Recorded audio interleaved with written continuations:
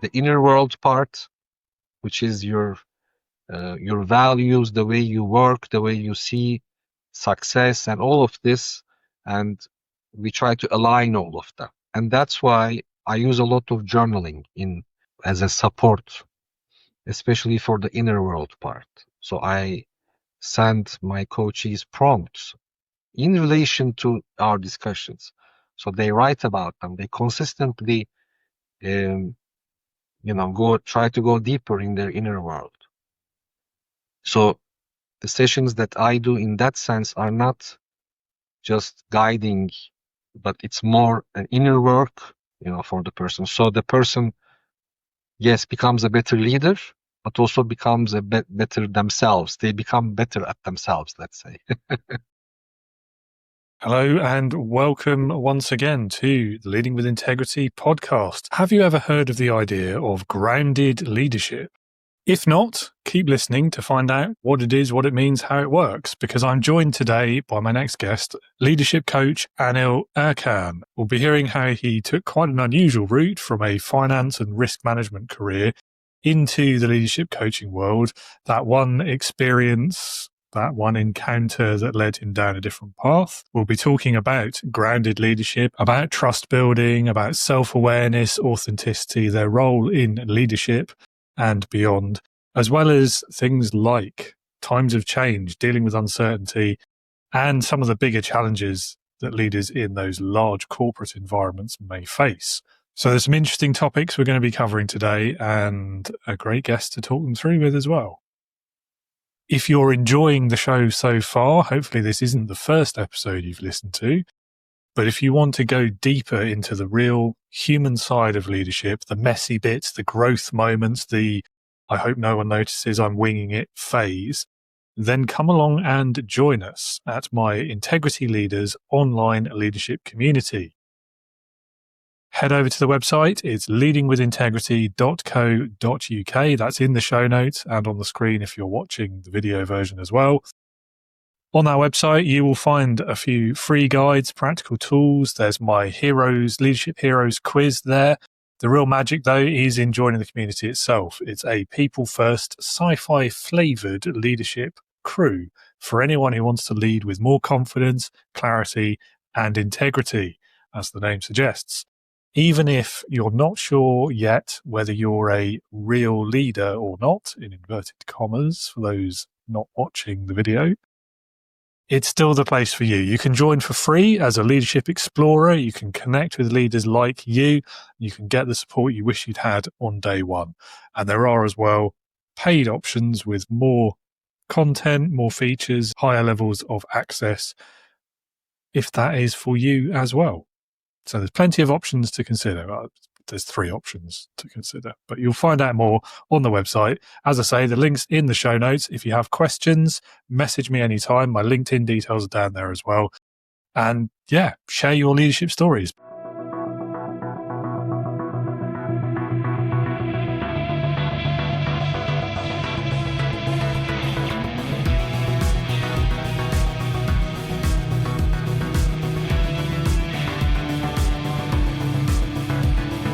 Welcome to the Leading with Integrity podcast. Leadership talk for the modern manager. With your host, David Hatch.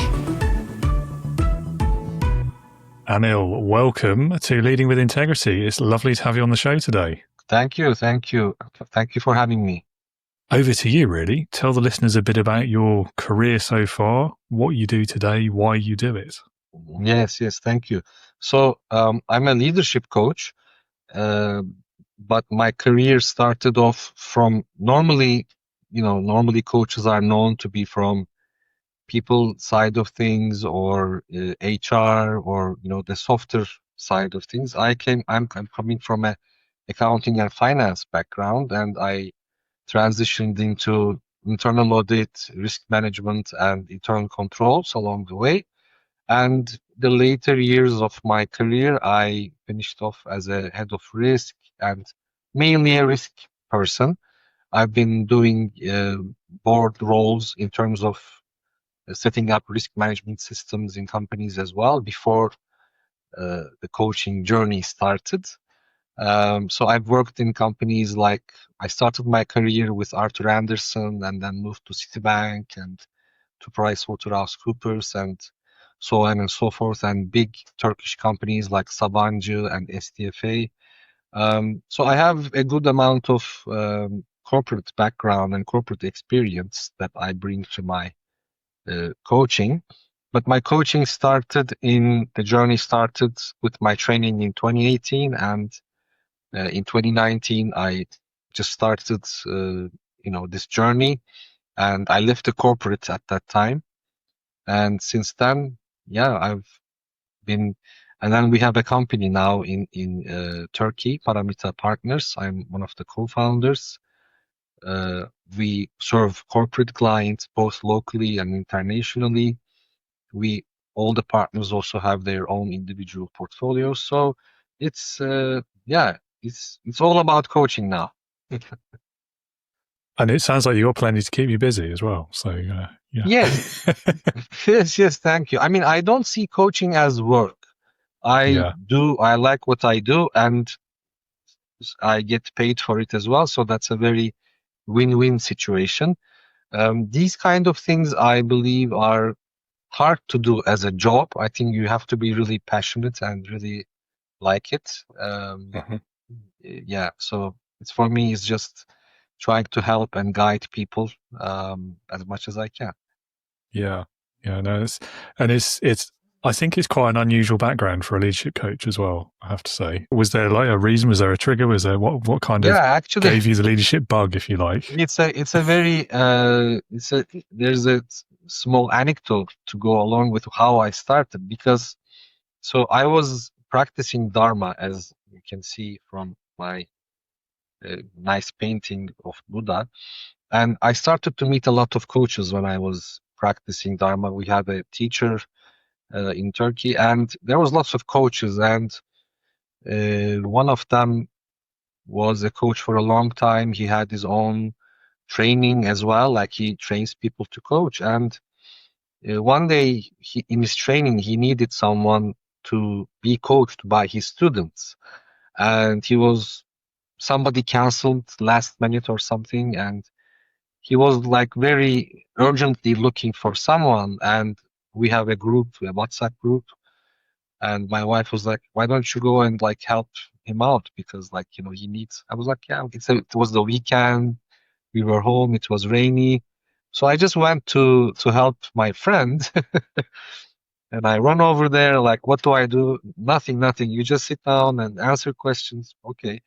And I wasn't very happy at that time in my corporate role, and so I just started talk. I mean, they were asking what's going on, the main challenges, and I explained my situation in the corporate world. And those three students that coached me, I was like, wow, this is powerful.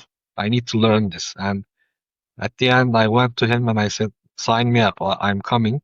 I didn't really expect to just do coaching, but I was very, very like fell in love with it just because it was so powerful. Yeah. So that's how I got into it. Yeah. No, that's a pretty cool story, actually. And yeah, quite brave as well, subjecting yourself to students like that. Like, Yeah, it was interesting because like, what do I talk? And when they said, what's the main challenge? Well, I started to talk about just, what I started complaining to them actually about the things happening in the corporate. And of course, as coaches, there are, you can really ask powerful questions to really dive deep in. So Mhm. that made it powerful. Yeah. Yeah. And yeah, I mean, it's a great way of understanding something before you do it as well, isn't it? Is Yes, being seeing coached it in first. action Yeah. firsthand. Absolutely. Yeah, and then I just Yeah. started coaching people as like just to learn better, to get the practice. Initially, like the first couple of years, I was also doing consulting work uh, because you can't have a good amount of coaching portfolio right off the bat. So after I left the corporate, uh, initially I was doing a lot of consulting work, but then slowly, consulting work went to, zero and coaching. And then after just around COVID, we formed the company, and then it was just all about coaching. Yeah. Lovely. Well, so one of the phrases, one of the concepts that's come up in my research of you is this idea of grounded leadership. Yes. So can you tell us what that means to you, and how does it help leaders, particularly in times of change and uncertainty? I mean, you mentioned COVID already. That's the big one recently, isn't it? Yes, definitely. So many growth-minded senior leaders, when they are trying to go up the ranks or make a good career out of whatever they are doing, there comes a point when they start to feel stuck between who they really are and who they aspire to become. So I grounded to make them go further. We work together to uncover the hidden patterns that limit their impact, and we work on their mindset, their presence, and especially their self-awareness, so that they can leading with integrity and building trust along the way. So grounded leader is actually becoming back to who you are, becoming your authentic self. Yeah. Because in the corporate, it's not so easy always to be yourself, especially the higher you go up. Challenges start, your values can start to get a bit, tested, let's say. So there can be many different things that come up, and it, of course, creates a lot of inner tension and stress. Should I do this? Should I not do this?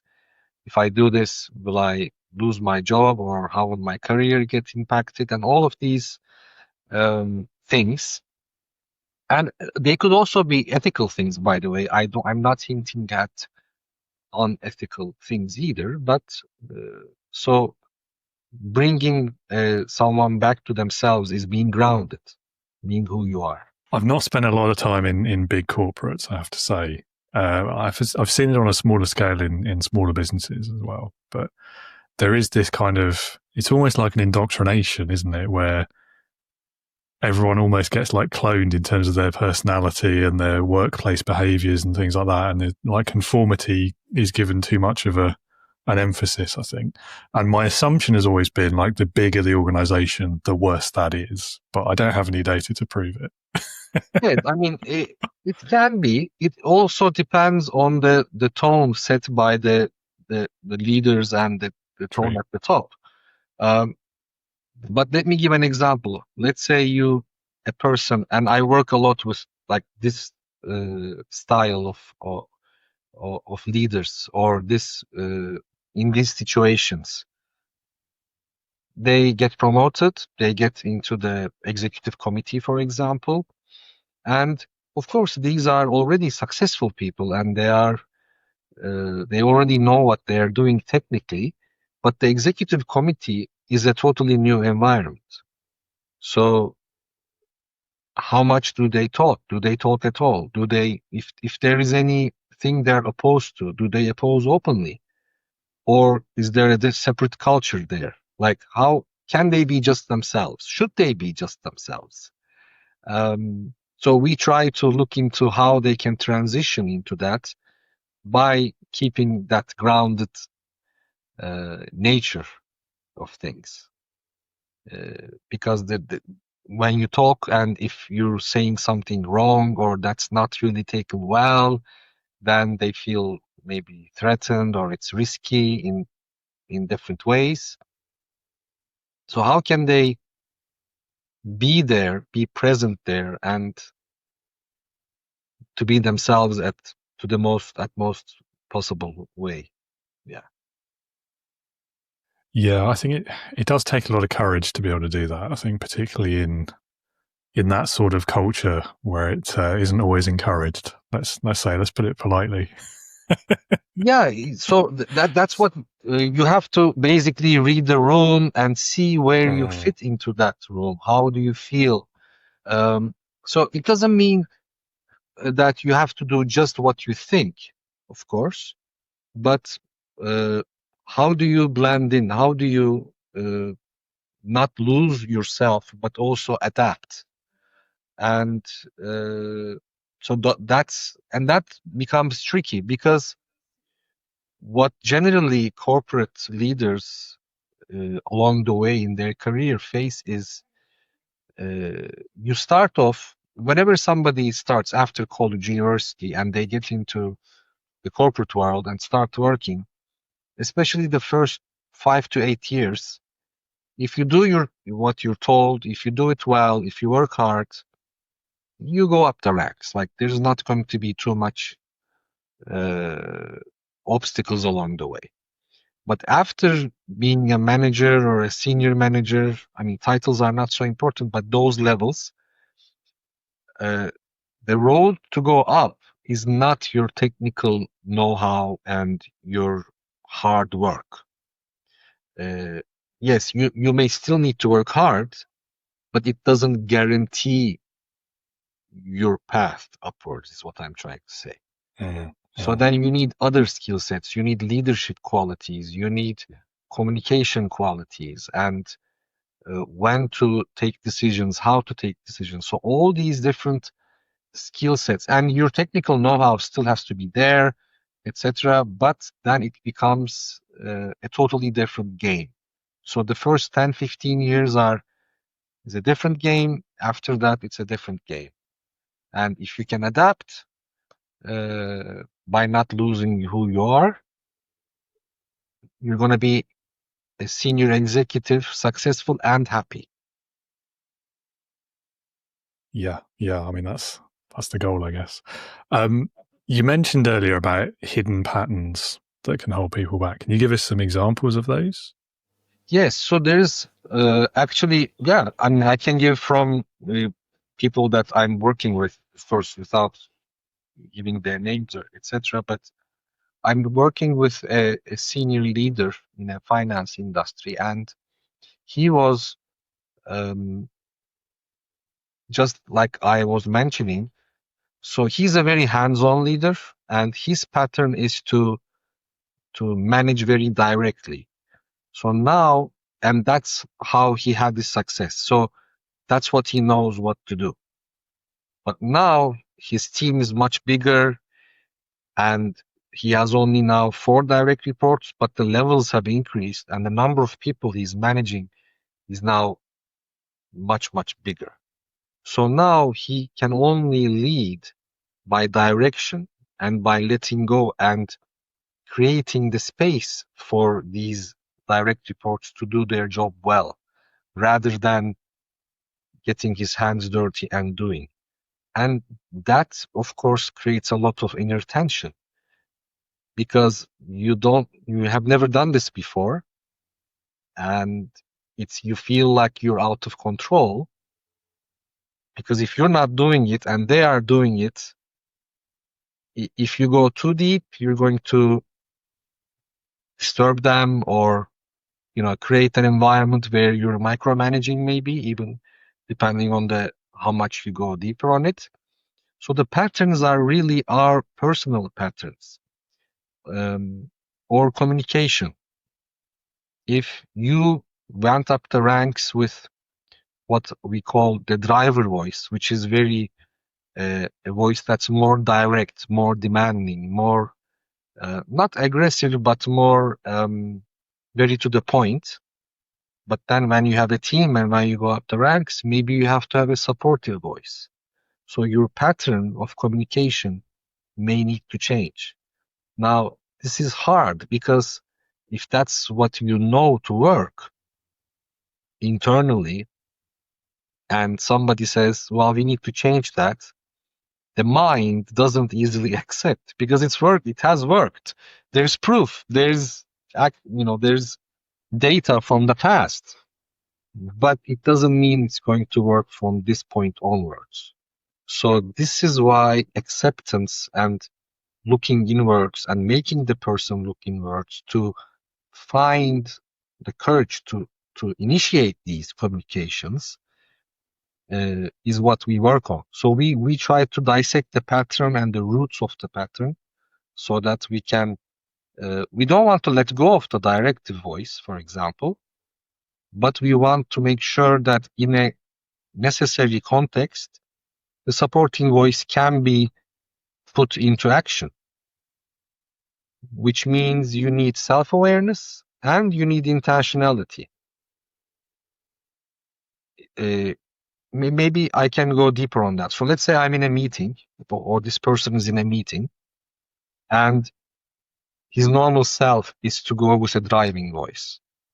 But looking at the room, looking at the people in the room and whoever is there and the context, this person has to have the ability to catch himself while if he falls to the side of the directive voice and say, oh, I'm going to my old habits. I should revert back to my supporting voice. Now, this sounds easy when we explain it like this, but it's not so easy to do because it's a very ingrained habit. So you have to catch yourself and pull yourself back. So you have to go into the meeting with intentionality and then have the self-awareness to catch yourself there. So this is just a small example of where we try to focus on so that we can have behavior change. Because otherwise, coaching sessions are very powerful, especially for awareness. But if you don't put them into action, those awarenesses, and try to learn from those actions, the development doesn't happen. So you can have very intellectually stimulating discussions just like we are having here. But if you want them to take you somewhere, you have to try, fail, and then come back to the coach, talk about it, and what went wrong, what went right, should we change this, should we change that, and then rinse and repeat until we come to a good place. But the essence is for the person, because I can see, like externally, somebody can see a pattern, but it doesn't matter if I see it. The person has to acknowledge that the pattern. Otherwise, they will just reject it. So those are the areas that we try to go deeper on, so that, because if no acceptance, the development journey will not really start. Mm. Yeah, absolutely. I mean, you've touched on a lot of concepts there. I think that there's a couple that stand out in particular that I hear time and time again whenever I talk to an expert such as yourself, particularly a coach, is that self-awareness piece. It comes up a lot in learning and development as well. For effective learning, you've got to be self-aware enough to, first of all, like be open to learn, which isn't a given either. There's quite a lot of leaders and managers out in the world there who think they're already like the perfect specimen and they don't need any development in their leadership.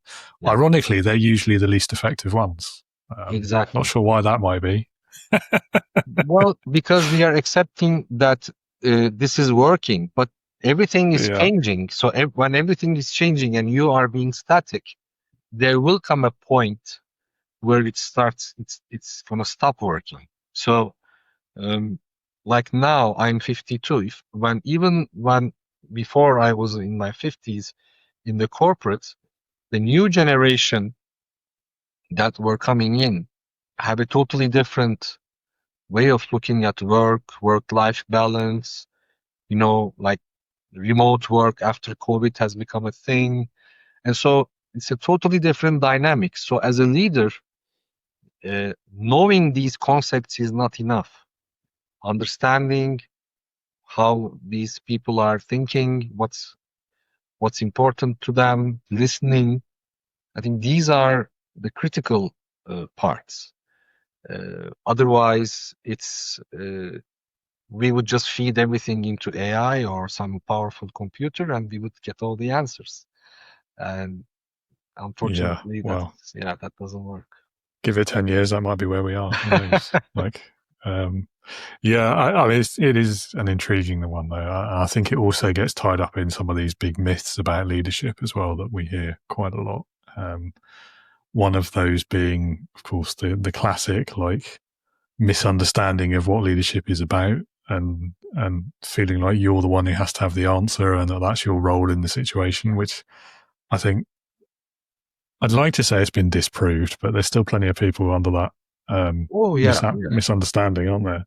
Yes, I mean, so there's also cultural aspects there, True. In different countries and different cultures, there are different things to that, and this is what we also work on in terms of trust building, because if you have all the answers, it's very hard to build trust.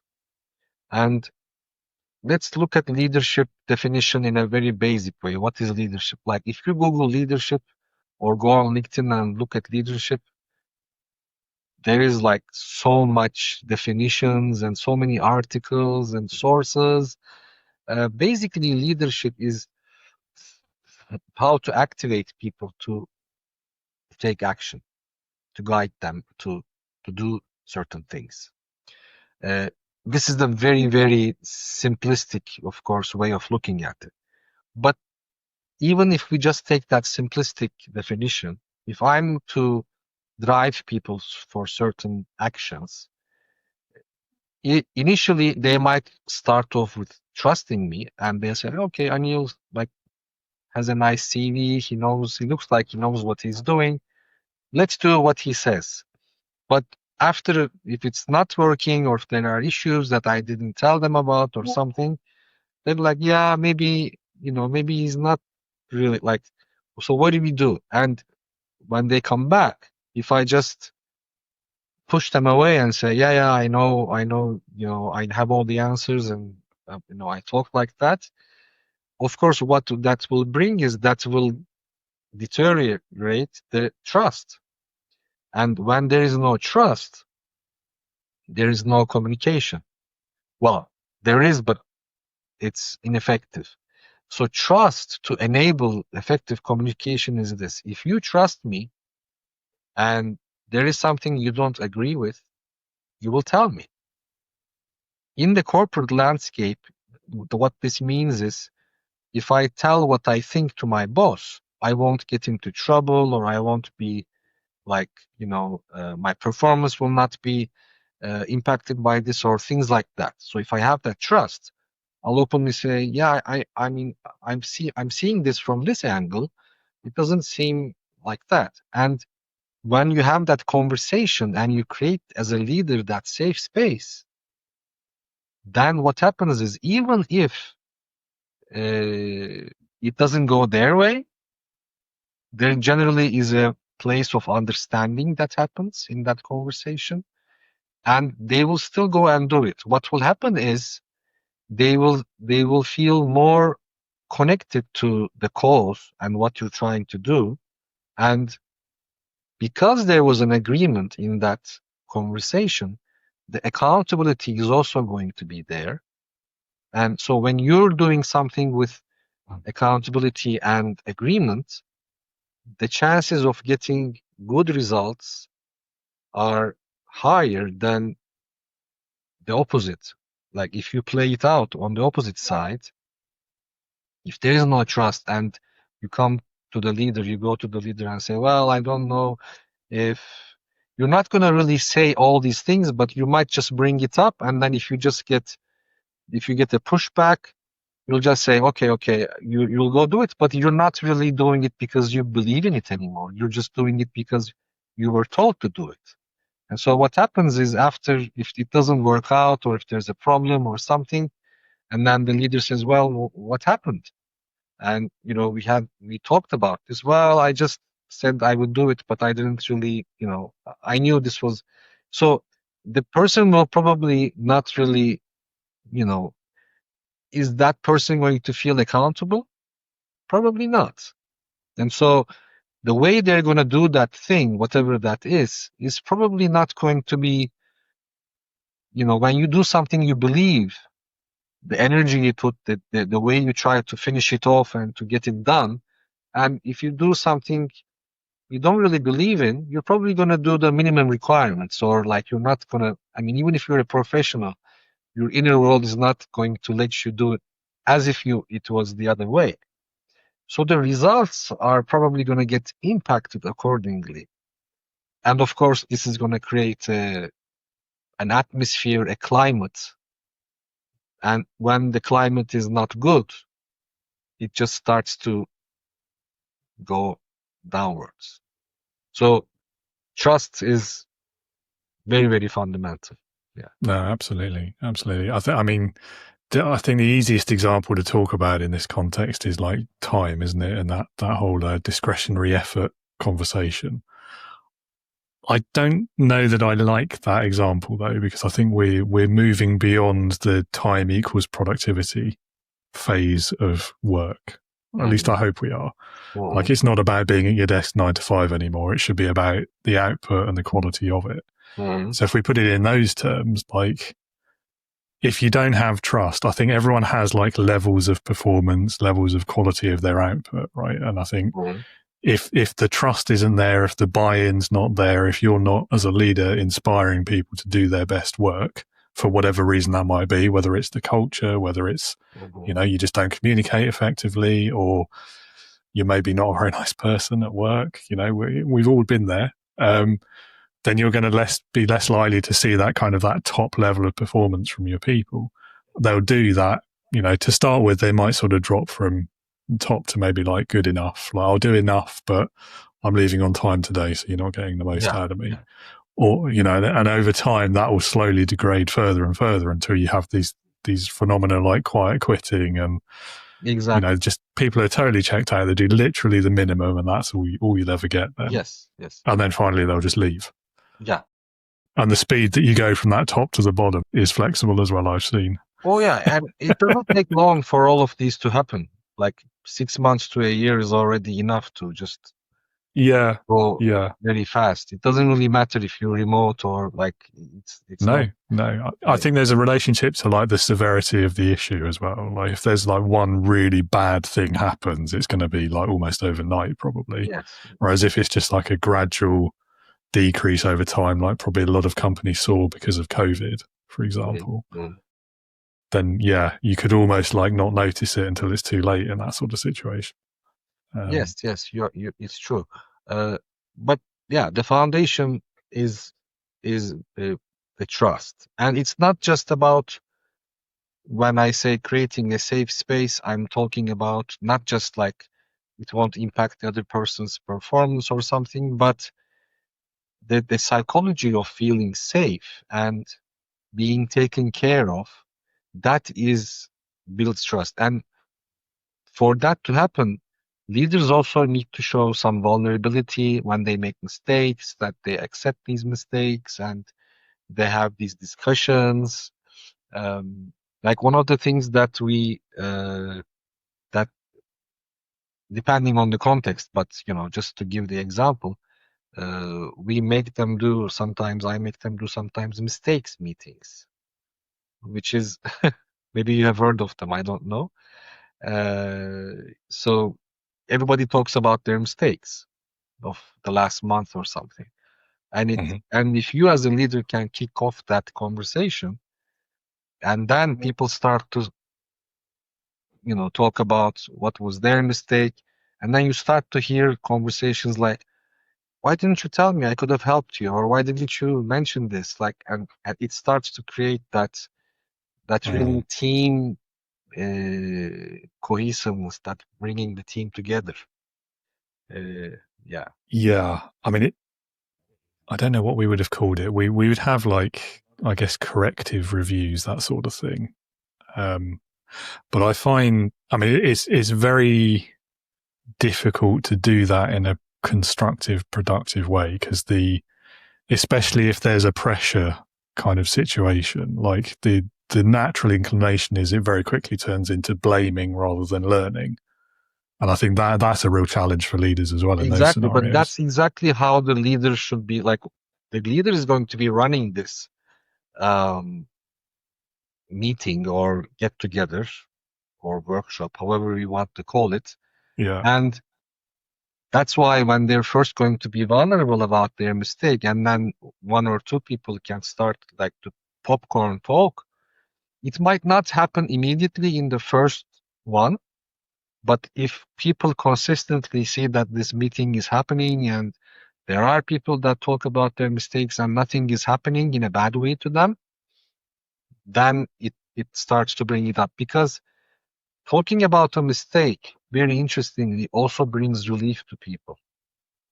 Because when you make a mistake and you're like, oh, what, like, you try to fix it, you don't want to tell anybody, maybe you feel shame or you feel discomfort. But if you can share it, if you know that you can share it, the next time you make a mistake, you might not even wait for the meeting. You might probably go to one of your teammates or to your leader and say, look, this is what happened. And those are they seem to be small things, but these things really make big shifts in how teams really work well. Yeah, I mean, it can be a small thing, but I do think it's a massive red flag. Like if you find yourself being genuinely afraid of a mistake and afraid of the consequences or what that's going to result in for, maybe your job, maybe your career, maybe your paycheck, or maybe just like your ability to keep going to work and feeling comfortable there at a much more basic level. That's such a red flag to me about like the culture you're working in and potentially the leader you're working under. Yes. And then from the opposite side of that, the other perspective, like as the leader, if your people are afraid of telling you about mistakes, I mean, we're back into self-awareness again, aren't we? But yes. You want people to tell you about the mistakes, because if they don't, you don't know about them, and who knows what will happen as a result. Like, yeah. So actually, I'll tie this into the bigger picture of things, because we went into the team part of things. But from the leader point of view, as I had mentioned, so taking action. But the main thing that a leader, his job is to observe. So the main basic question to ask for a leader is, what is happening here in my company, in my department, in my team? What's going on? This is actually the Leadership 3 by Ronald Heifetz. And so he says, okay, you have to look. Actually, he calls it going up on the balcony. So you go up to the balcony, you try to see what's going on. And very interestingly, Heifetz says, you also include yourself into the picture.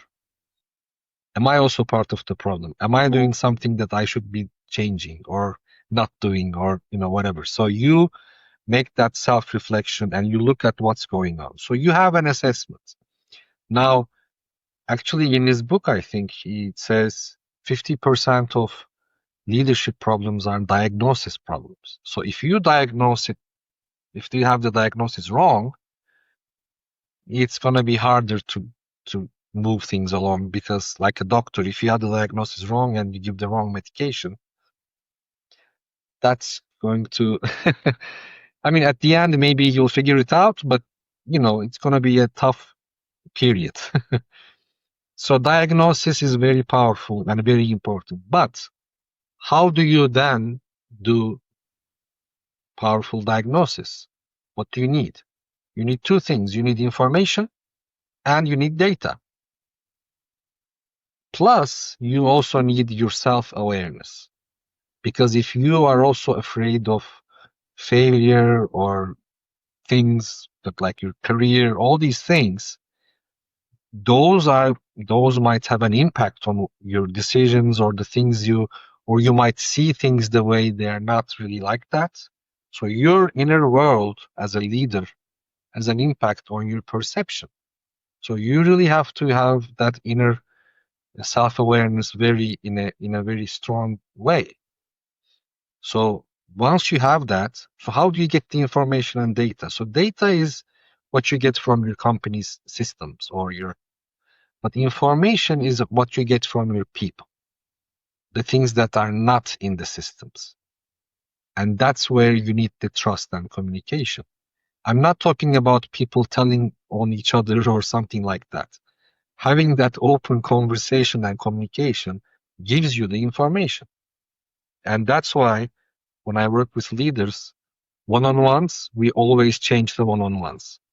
One-on-ones are generally wrong. They are wrongly structured. They are just small task updates. It's just a one-on-one, but like it's very operational. It should be different. I don't want to, just segue into one-on-ones, but one-on-ones is a whole area to look at for leaders, especially if you have big teams. So the communication and information, once you have the diagnosis, then the decision making kicks in. Because, okay, now you have the diagnosis and now you have to make decisions. So the timeliness of the decisions and all these things. So that's why leadership becomes very challenging. So you need a lot of these different skill sets to come together. But at the end of the day, that's why I always, the grounded leader, why I say that is, if you're grounded, you are self-aware. If you are self-aware, the probability of making the right decisions, the probability of diagnosing correctly, the probability of putting yourself into the picture and leaving yourself out of the picture where necessary is going to be much more healthier. Yeah, absolutely. I think it's really interesting the way you contrasted between data and information there as well. Yeah. Tying information to people specifically, because like I guess the dictionary definition of those two words, data is just like it's raw figures or whatever it might be, numbers or results, whatever. Yeah. Whereas information is useful data. And I think that's something like in modern society we forget, particularly in the AI age, right? Like there's loads and loads of data, but how much of it is really information, i.e. how much of it is useful? And I mean, I love that you tied that to the people. So the useful data comes from the people. Exactly. Yeah, exactly. That's amazing. Really like that. Yeah. Thank you. And so it's all about the people, right? Because what Absolutely. you see on a report and what's really going on in the operations or on the field, it's very limited. I mean, I'm sure there are companies that have everything very fine, but it's very rare. Maybe. Generally, Don't think I've met people one. know better. Yeah. Yeah, no, it's good. So I'm just keeping an eye on the time because I know you have other things to get to. So, I mean, I think we've talked quite a lot about like the common challenges, about the way that your coaching works and the frameworks that you help people with. Can you talk a bit about some of the more specific challenges that a leader might face today when they're maybe transitioning into a new role, or they're dealing with increased pressure, or they're expanding their team? Yeah, so it's actually more about the transition is generally more about the skill sets and how you are prepared for that. So when somebody asks me like, what should I concentrate on?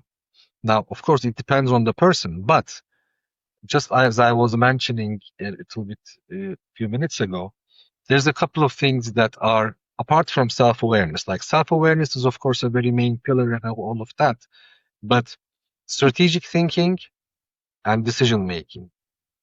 If these and these are skill sets. I mean, you need to work on these, and these are not like taught or passed on just because you have a leader that's very good at these. I mean, you might pick up on some of these things, but you really need to go deep on those because everybody is looking for all the information before make their decisions. It's not possible. You're always going to have something missing, and or some people go with their gut or things like that, and it of course doesn't work. So how do you know where to stop and to pull the trigger and make the decision?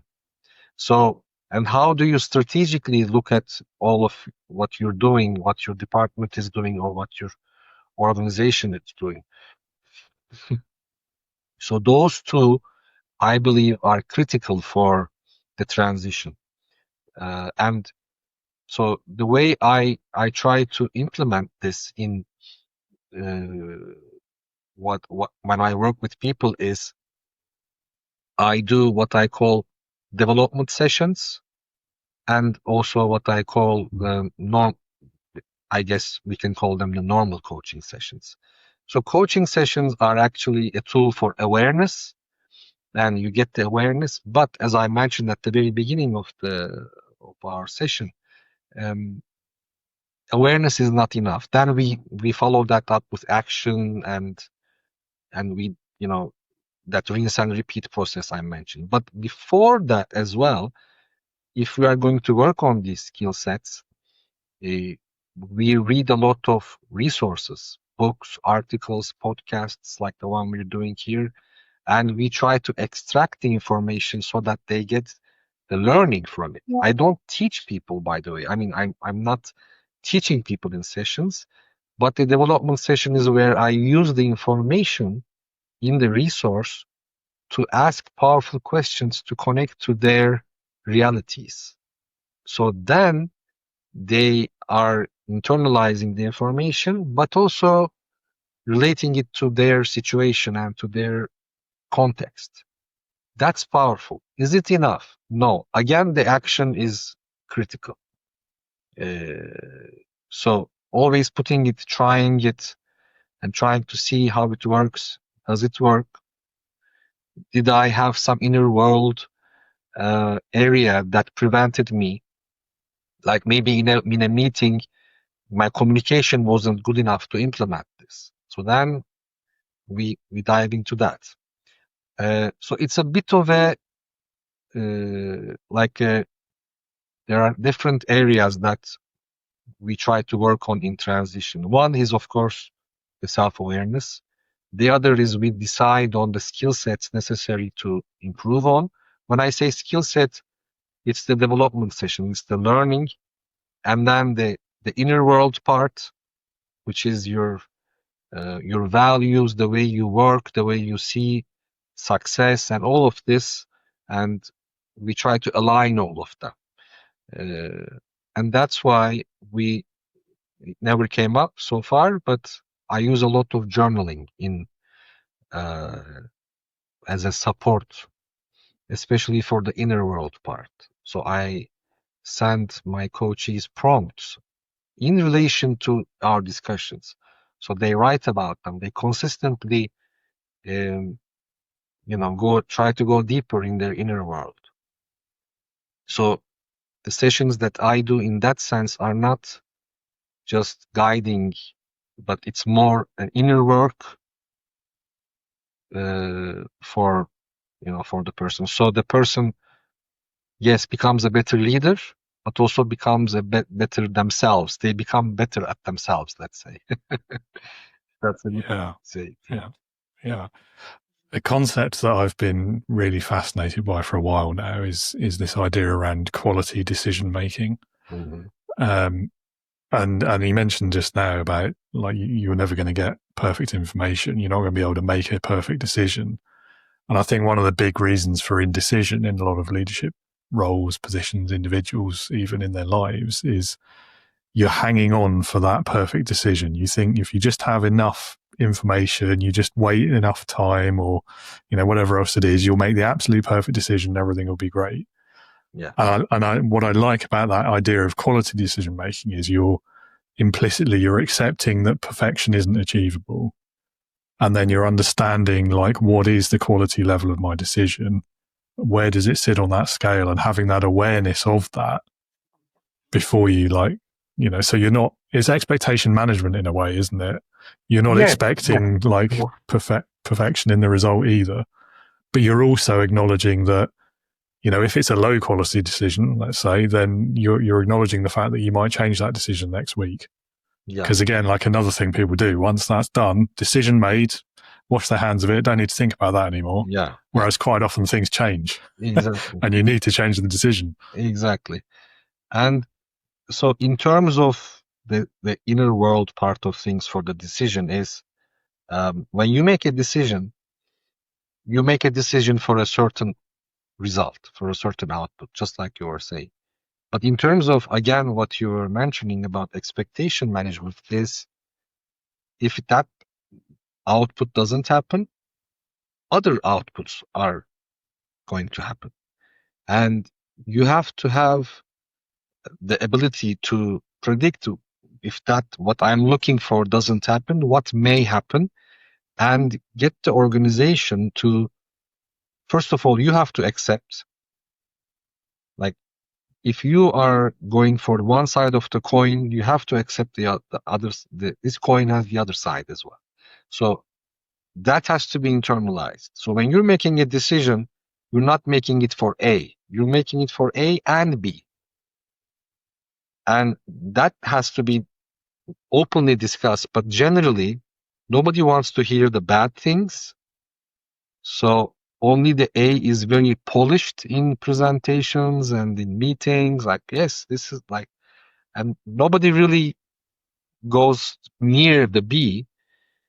And then when, B happens, like, it's like, oh, well, we should have discussed B a little bit and internalized B.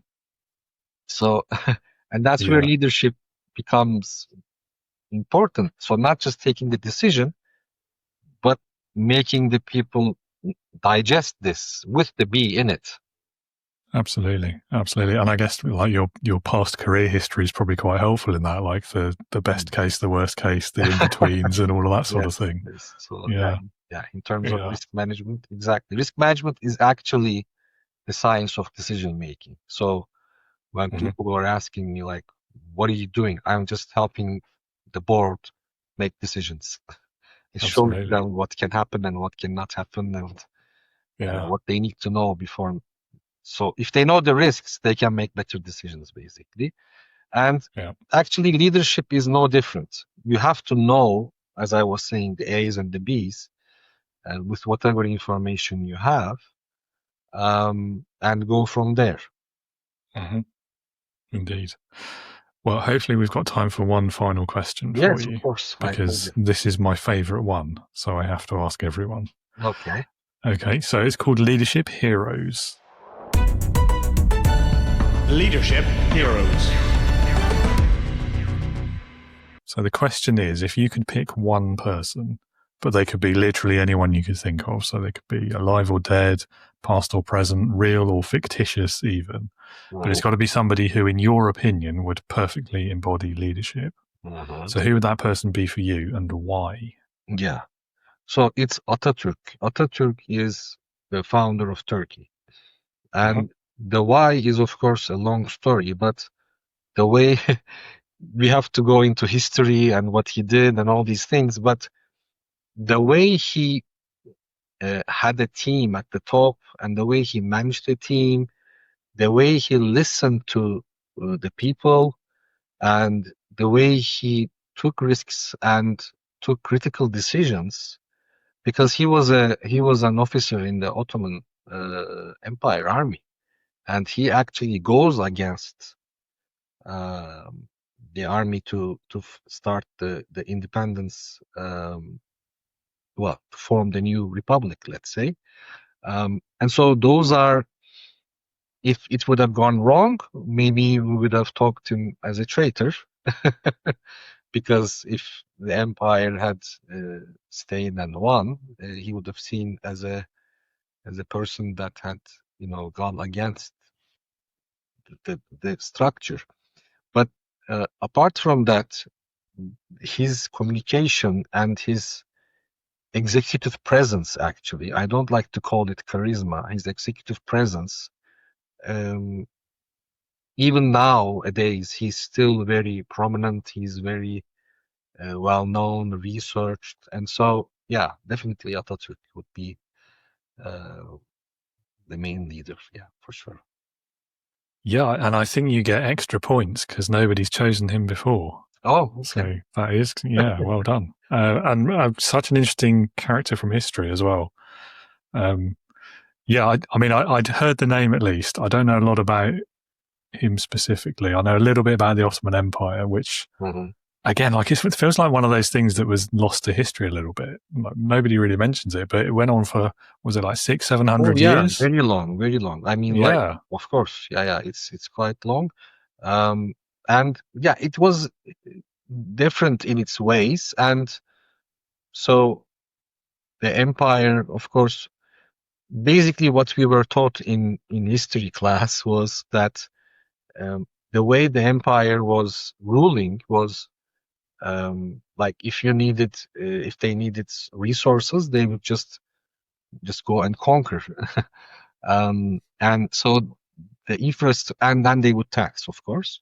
But of course, collecting taxes and all of that, it's not easy. So the production or the movement of goods was not really prioritized. It was just like, okay, we need resources, let's go and get Bulgaria or whatever, and then tax it. But so it wasn't creating something for the future, and so it was very easy for it to collapse. Actually, yeah. I mean, still, it lasted a very long time. So they must have got something right. I mean, there's not many civilizations that were around when the Romans were and the First World War. Like that's a long period of history.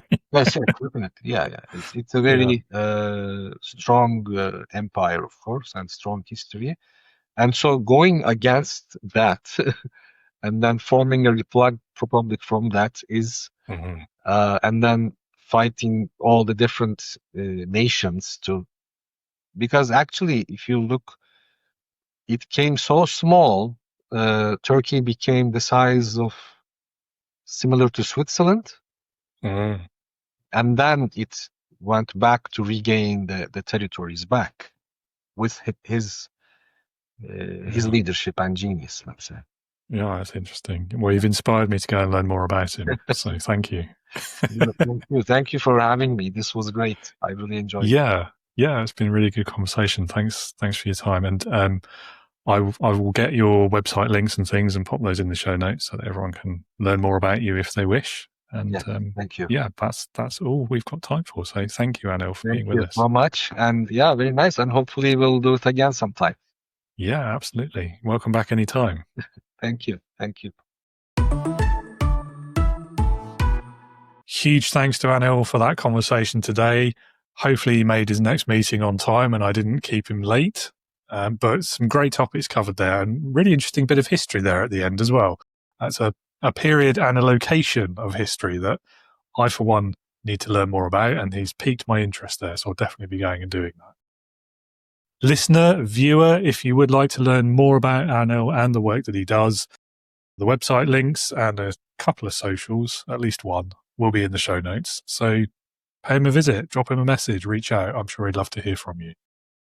And if you are listening today because leadership feels heavier than you expected, maybe you're a new manager, a first-time founder, or you've suddenly found yourself responsible for other people who are looking to you for direction, guidance, inspiration, then you are exactly who I built the Integrity Leaders community for.